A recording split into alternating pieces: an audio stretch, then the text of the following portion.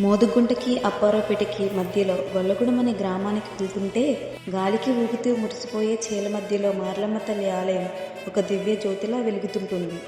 ప్రకృతి అందాలు, పొలాల గట్ల వెంబడి వీచే చల్లటి గాలి, పక్షుల కిలకిల రావాలు ఆ తల్లి పాదాలను తాకుతున్నట్లుంటాయి.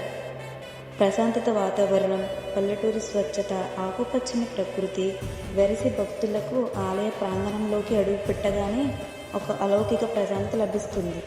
గొల్లగూడెం ప్రజల పాలిట మార్లమ్మ తల్లి ఒక రక్షా కవచం. ఊరి సరిహద్దుల్లో ఉంటూ ఎలాంటి చీడపాడలు, కష్టాలు గ్రామంలోకి రాకుండా ఆ తల్లి కాపాడుతుందని గ్రామస్తుల నమ్మకం. పండుగలు, జాతరల సమయంలో గొల్లగూడెం అంతా కలశాలతో, తోరణాలతో, మంగళ వాయిద్యాలతో మార్లమ్మ తల్లి నామస్మరణతో నోరు మోగిపోతుంది. పచ్చాటి పొలాల నడుమ ప్రకృతి రమణీయత మధ్య కొలువైన గొల్లగూడెం మార్లమ్మ తల్లి భక్తుల పాలిట నిజమైన కామధేను.